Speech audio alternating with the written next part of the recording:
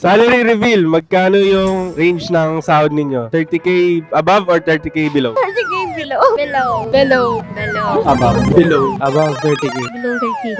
Kano yung nasisave mo sir sa salary mo? 5 to 10,000. Wala kasi maraming bill. 3K. 1k per cut-off. 2k per month. Actually, wala kasi pambayad ng mga monthly bills. Ano po yung ginagawa ninyo sa savings ninyo? Wala kasi walang saving. Wala po, naka-stock lang. Travel.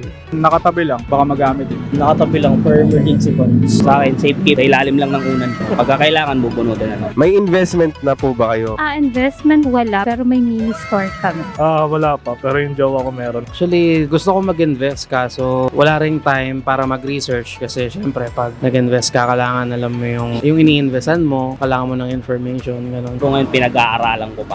Kasi may mga idea naman na ako nakukuha sa ibang tao tsaka sa internet. Alamin ko muna kung ano yung pasikot-sikot kasi pera pa rin yun.